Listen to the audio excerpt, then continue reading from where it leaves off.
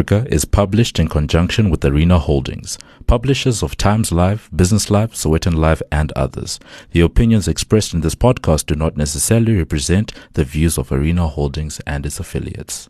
The following episode may contain sensitive material, including descriptions of violence, sexual assault, or graphic descriptions of injuries to victims.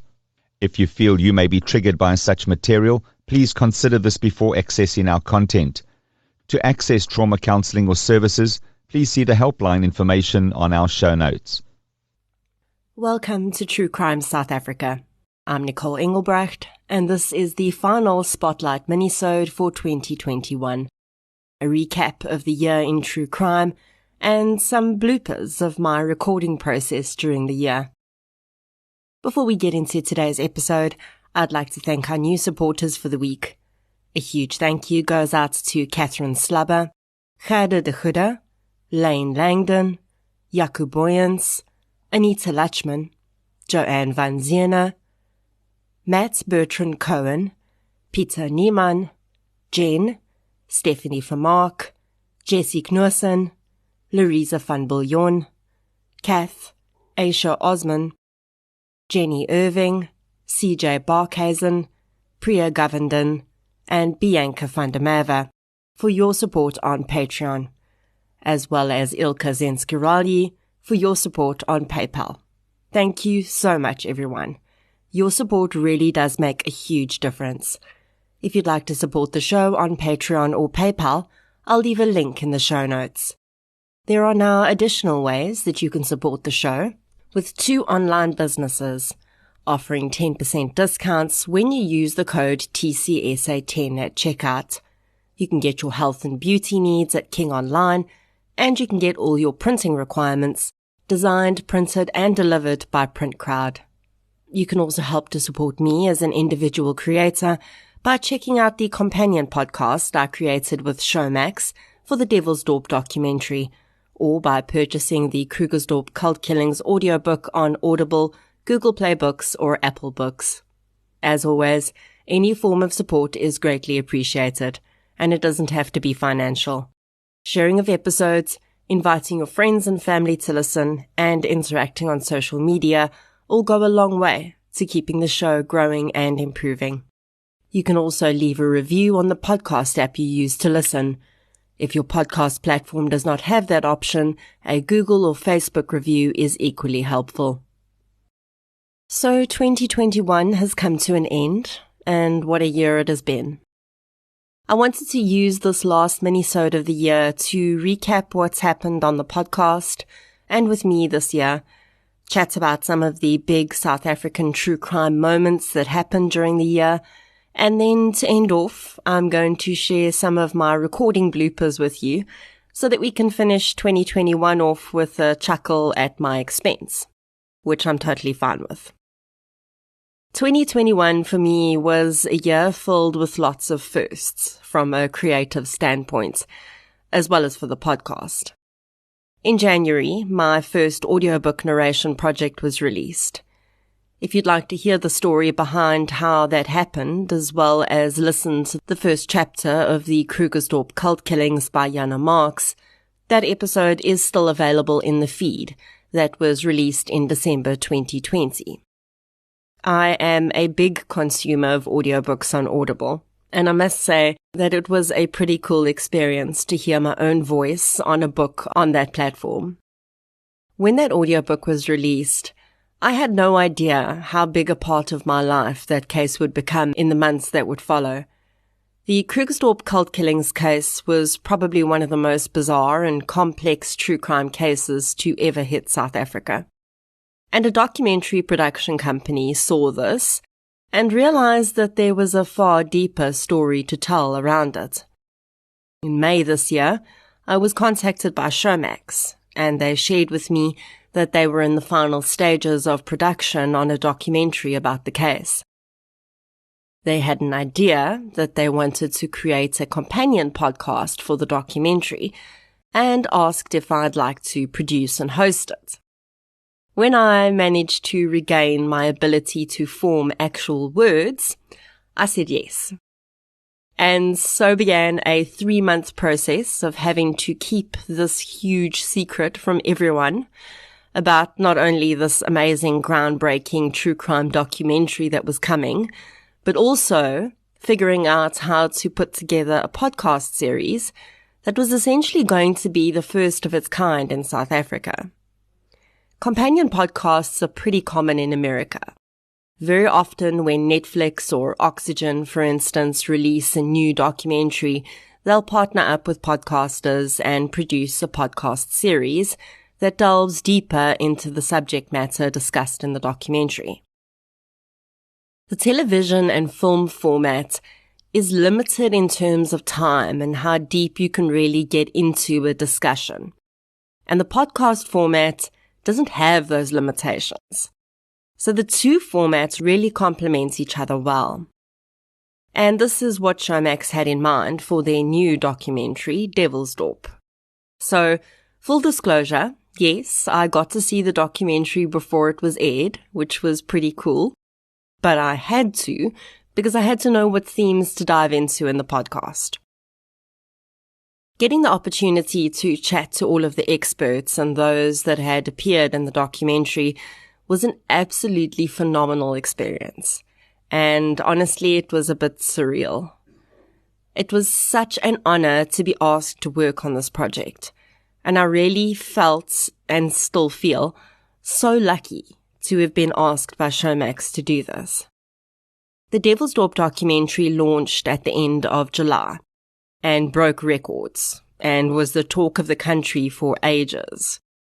I still had to keep the secrets of the companion podcast for a couple of days, and that was really difficult because we had this Devilsdorp discussion post going on the Facebook group, and you were all asking questions that I knew I'd answered in the podcast, and I was just busting to tell everyone. But I didn't. And on the 3rd of August, I was put out of my misery when we published the Devilsdorp companion podcast. The response to the concept and the podcast content itself went beyond my wildest dreams, and the series flew up the charts and topped both Apple and Spotify's charts in less than a week. I know that Showmax was really happy with how the pairing of the documentary and the podcast went. So fingers crossed in 2022, we'll not only be seeing more Showmax true crime originals, but also more companion podcasts. As a result of all the publicity around Devilsdorp and the companion podcast, I also found myself exposed to a lot more media publicity this year, which was honestly weird and a little surreal, but also really good for True Crime South Africa.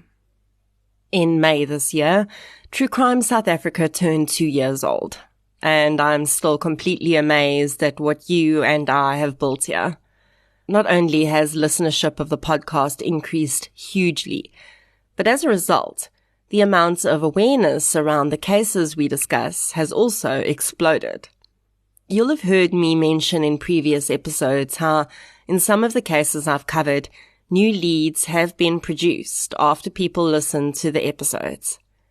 In 2022, I'll start doing update episodes in which I discuss some of the progress that's been made in cases I've covered in the past. But every time I hear that the podcast has prompted someone to say something, I'm re-motivated all over again to carry on. I know I say this a lot, but I don't think I can say it too much. I know I tell the stories, but I literally could not do this without you, the listeners. So thank you so very much. And please know that by listening, sharing, and supporting wherever you can, you are making a difference. That leads me into something else new that happened this year. You would have noticed that businesses and brands have started to sponsor episodes, and you would have heard ads for those brands in the podcast. Having these brands sponsor the podcast is a huge part of ensuring growth.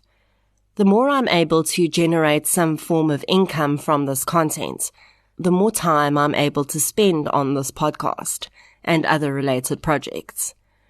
I've been lucky enough that all of the brands that have advertised on the podcast this year have actually reached out to me. They wanted to be part of the community we built together, and they wanted their advertising revenue to go towards something bigger. And it did. In the new year, I hope to increase the number of brands I have advertising on the podcast, and that will likely lead to ad slots within the podcast itself. I want to clarify up front that I will never align myself with a brand I don't believe in. And although I know ad breaks can be irritating sometimes, please keep in mind that the brands I talk about on the podcast are aligning with the show because they believe in what we're doing here. They want to be part of telling the stories of the victims of violent crime in South Africa. So whether you choose to skip over the ads or whether you find some value in the brands that advertise, I hope you know that it all really is for the greater good. As I possibly increase the number of ads in the podcast, I will also offer an ad-free version of the episodes on Patreon. I'm really excited about what 2022 holds. I've had some very interesting conversations in the last few months, and I can tell you that I'm also working on a brand new podcast series. I'm not sharing any details yet, but I hope to have it out in January next year. It's not specifically true crime related, but I do believe that it's a topic that a true crime audience will also find interesting, and perhaps a bit more uplifting than most true crime episodes. So it might become a series for you to listen to when the true crime stuff becomes a bit too heavy on occasion. Before I get into a true crime wrap for the year, there are a few people I'd like to thank for their help throughout the year. True Crime South Africa is still very much a one-woman show, but over the last 12 months I've started to accept help in various forms, which is a victory in itself for control freak me. I'd like to thank Nadia I, Sabrina Shaw, Karen Lotter, and Emma Neville for your help with various aspects of the podcast this year. I am so grateful to each and every one of you. I'd also like to thank Paige Miller from Arena Holdings for her ongoing help and support throughout the year and ensuring that every single TCSA episode has a short Times Live article to go with it. Thank you so much, Paige. Right, so let's chat about some of the major true crime moments that South Africa saw in 2021. January is always a month filled with hope and the promise of new starts. But for Chantal Ash and her baby daughter Tasneem, January 2021 was a nightmare end to their lives. And for Chantal's family, it was the beginning of a horrific fight for justice, which still has not come to an end. The bodies of Chantal and her daughter Tasneem were found in the room of a lodge they'd been staying in with Chantal's husband, Mohammed Nasir. A manhunt was launched for Nasir in connection with the murders, and he was eventually captured. But later in the year, he managed to escape, and to my knowledge, he is still on the run. You can learn more about this case in Spotlight Minisode number 36. February is usually the month of love, but the Rousseau family of Port Elizabeth were receiving very little love when their trial for the murder of Petrus Scholtz started in February 2021. Mother, daughter and son, Christine, Chantal and Wayne Rousseau, were accused of luring Petrus to their home under false pretenses, murdering him and then storing his body in their deep freeze while they went out and bought McDonald's and brine meat with the money they had stolen from him. All three perpetrators were convicted of the murder.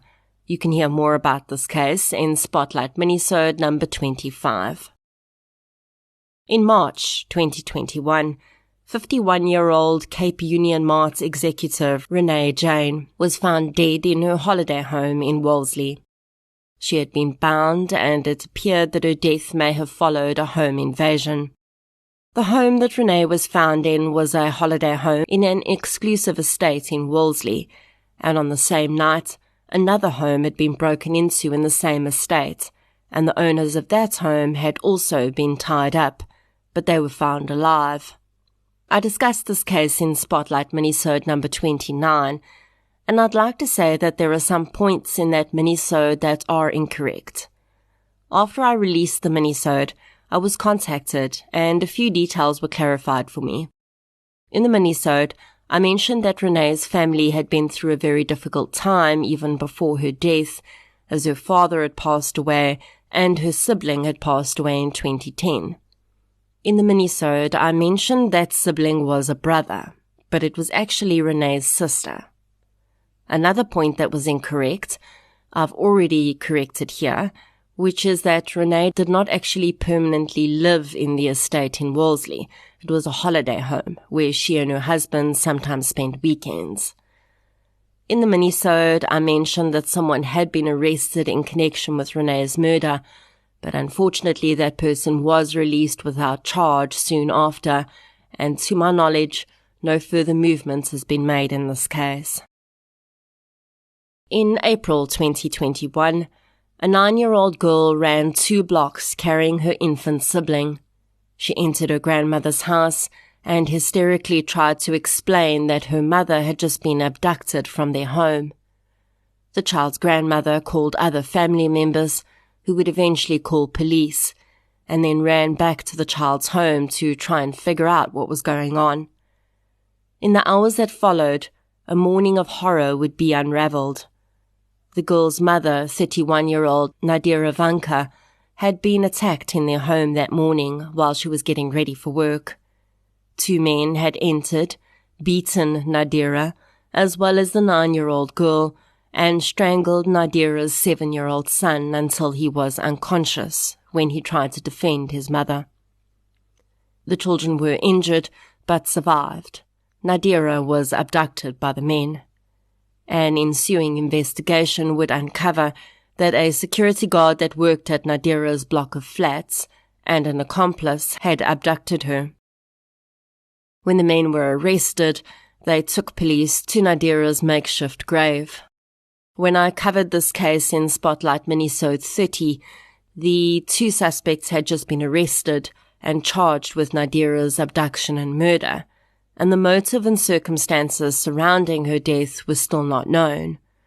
In putting together this minisode, I looked for updates and could only find 1 court appearance for the suspects in June, and nothing else. In May 2021, the dismembered remains of a young woman were found in the Vaal River. Yolandi Boertes had flown into OR Tambo in Gauteng from George on the 26th of April, and disappeared. The 35-year-old mother of 2 got into an e-hailing taxi, was seen on 1 more occasion on CCTV at a shopping centre, and then she was never seen again.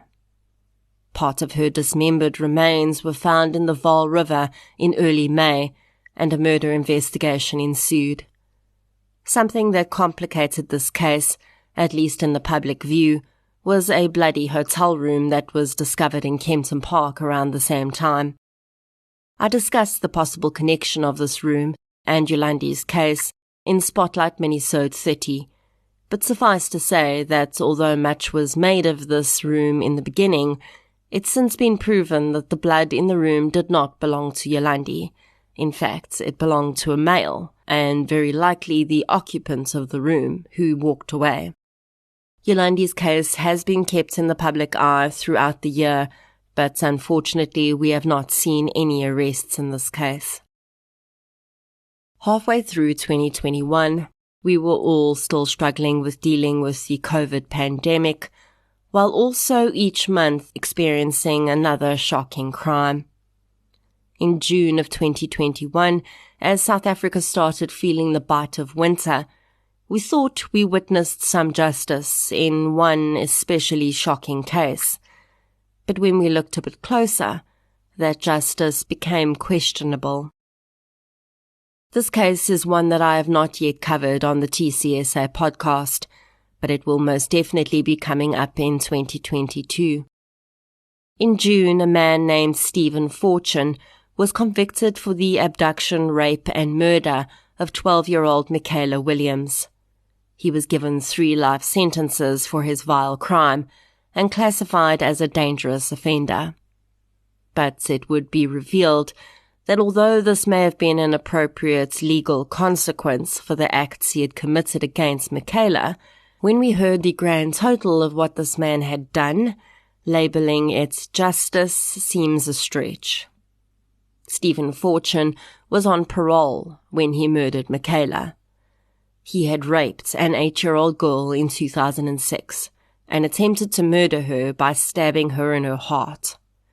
If you think that this very act should have had this man considered someone very dangerous and hopefully someone who would never walk the streets again, you would be wrong. Fortune served just 11 years of his sentence for this crime and was released on parole in 2017. The mother of this 8-year-old victim was so horrified that this man was going to be around children again that she asked parole officials whether they would have any way of tracking his movements. She was told a bold-faced lie, presumably to stop her from kicking up a fuss. She was told that Fortune would be wearing a GPS ankle bracelet. The girl's mother was absolutely correct to have been worried, because not only would Fortune go on to murder Michaela, but he admitted to having raped at least 9 other children while out on parole.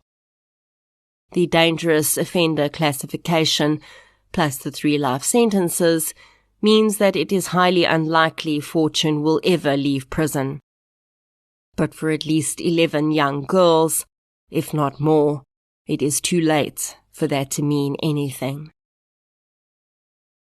2021 brought with it several cases in various stages of justice in which women were accused of killing their husbands.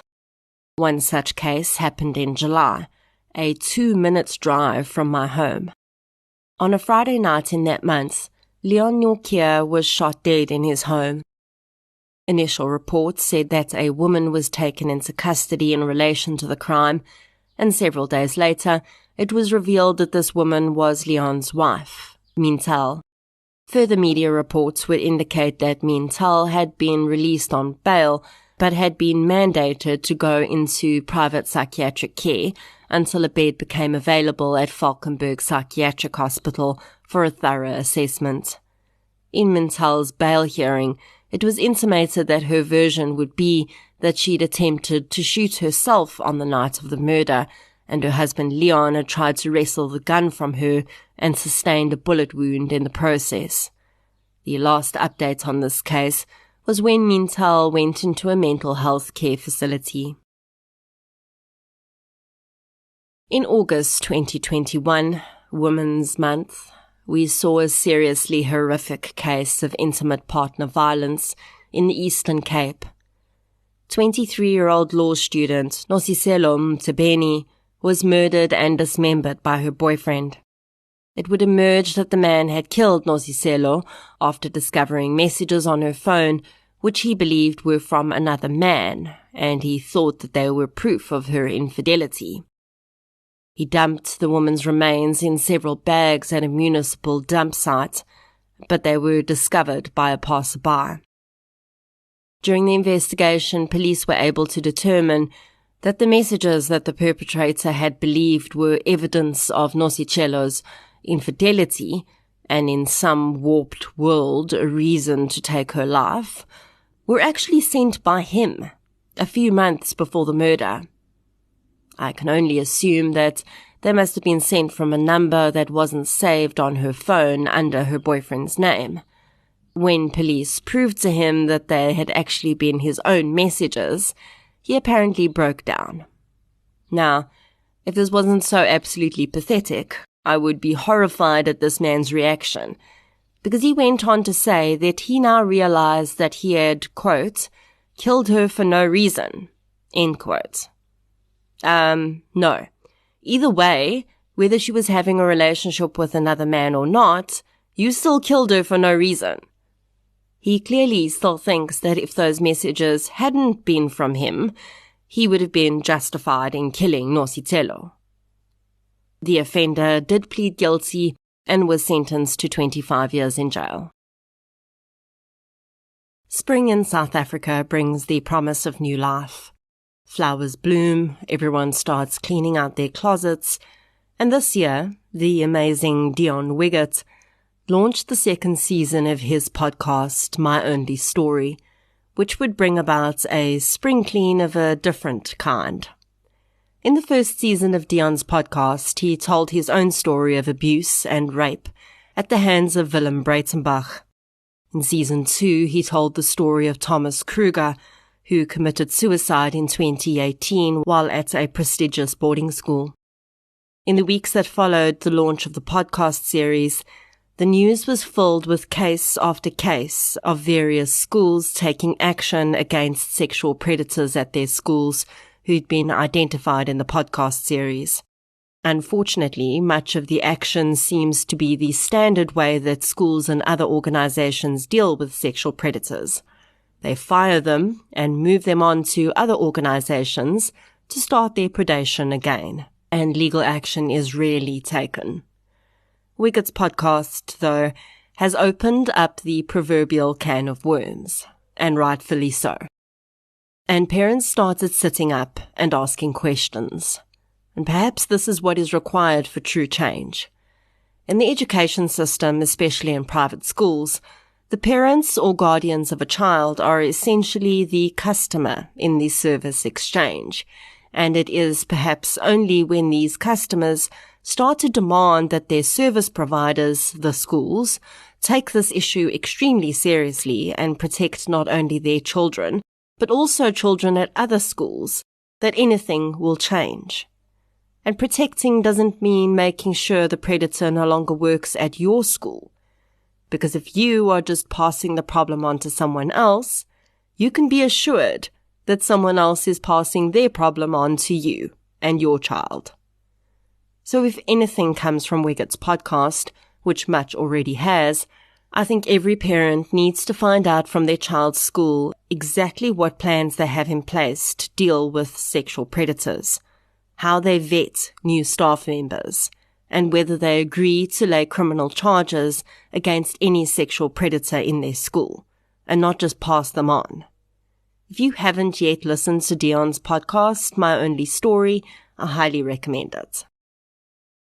Possibly the biggest case of October 2021 was the kidnapping of 4 young brothers in Polokwane. The 4 Moti brothers were taken by a gang of armed men when they were on their way to school in a vehicle driven by a driver employed by their parents.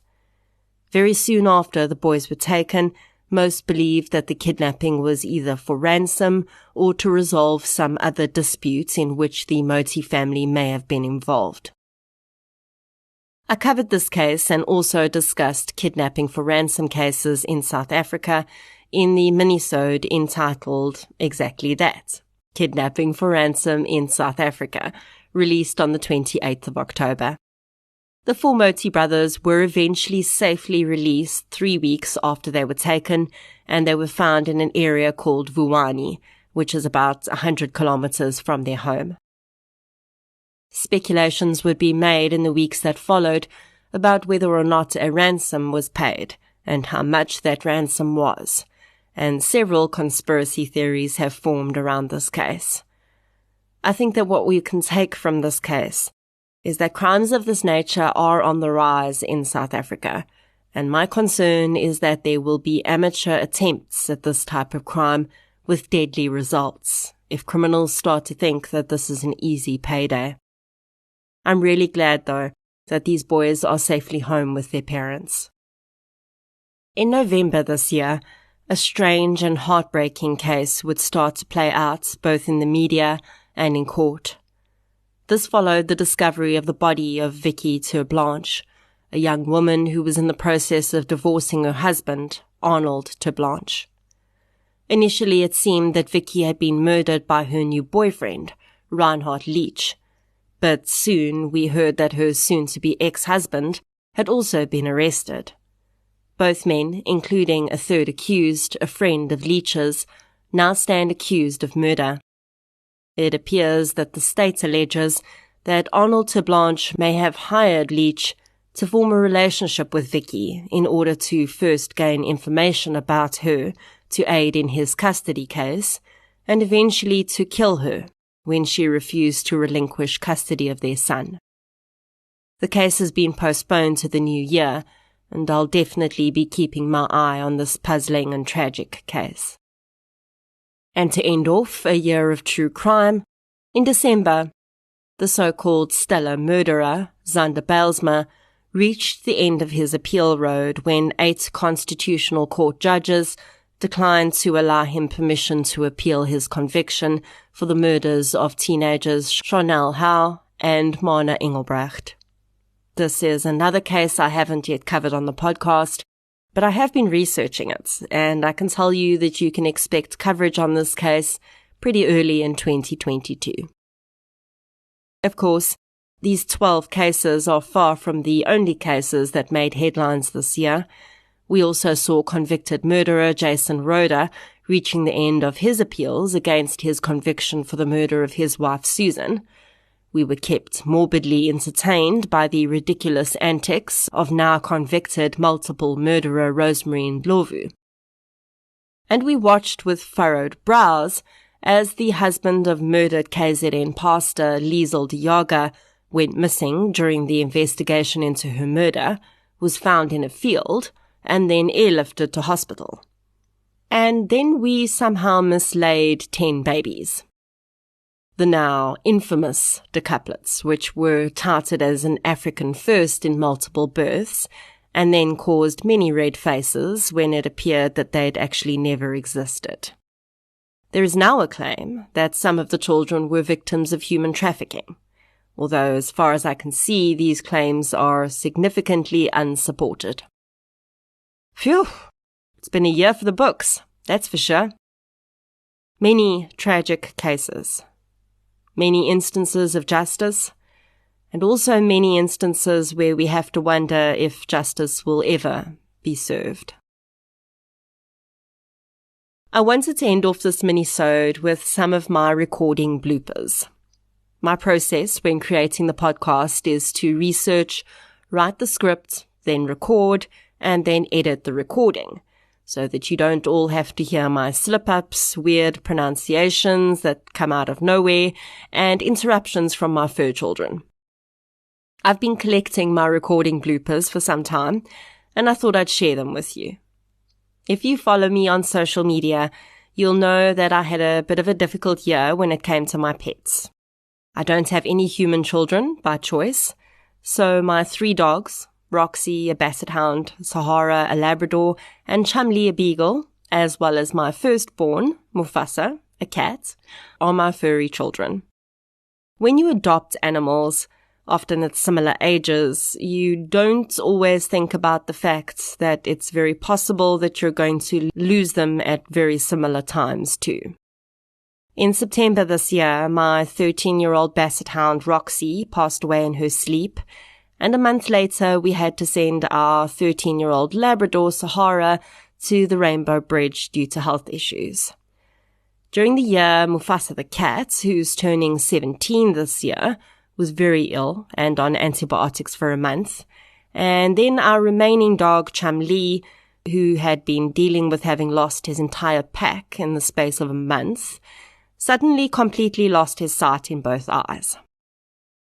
If you've ever been owned by, or even know, a basset hound, you'll know that most of them don't bark in the traditional way. They make a sound called baying, which is sort of a constipated sounding howl. And it's definitely not the greatest backing track to a true crime podcast.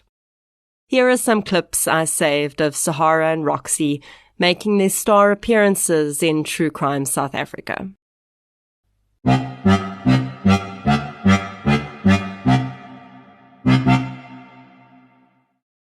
During Lynn's bail application, it became clear that she plans to stick with a very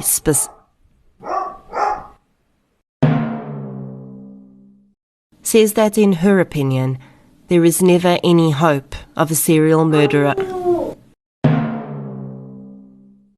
Many, though, walked away with healthy severance packages, and that to make ends meet. It is in inviting your friends and family to listen and interacting on social media. This giveaway is coming to an end very soon, so get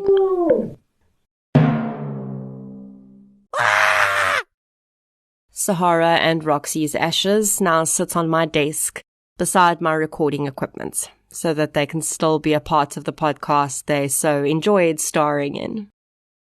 Chum Lee is adapting well to his sudden blindness and is a lot quieter than his sisters were. He doesn't like me closing my office door to record though, so it's very likely he'll be guest starring in next year's blooper reels. I often get comments about my pronunciation of words. Some not so nice, but often people tell me that they're impressed with how easily I seem to pronounce some tongue twisters. Well, in the interests of full transparency, I definitely do not always get it right first time. And the parts you don't hear are me trying to pronounce words and failing miserably, like the time I tried to say Baputsutswana.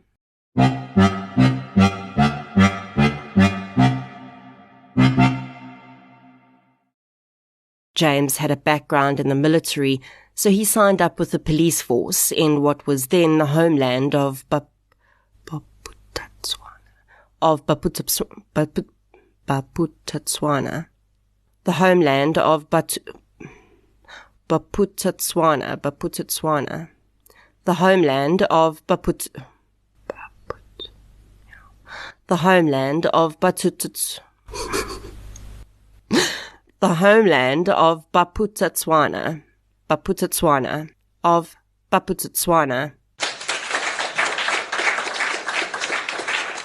Yay!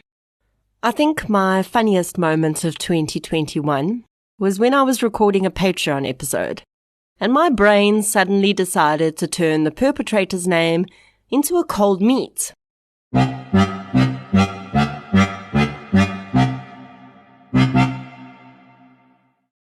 Despite not being around family, or perhaps in part because of it, salami. Salami.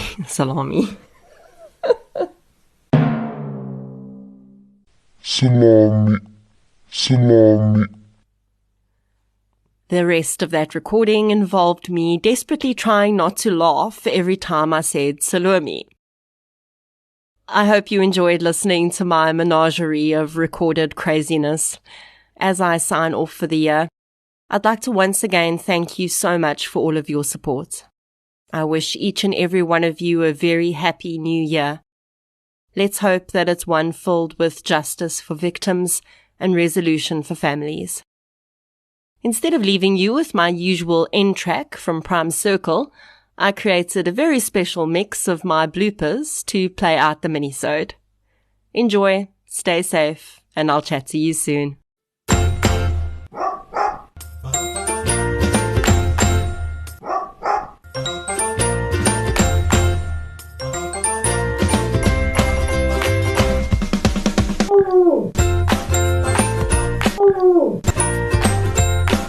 Salami.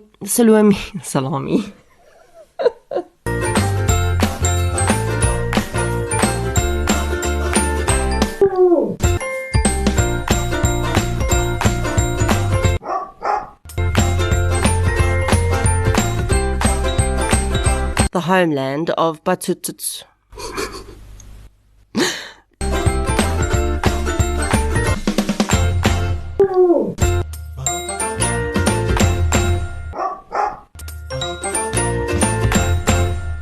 Salami.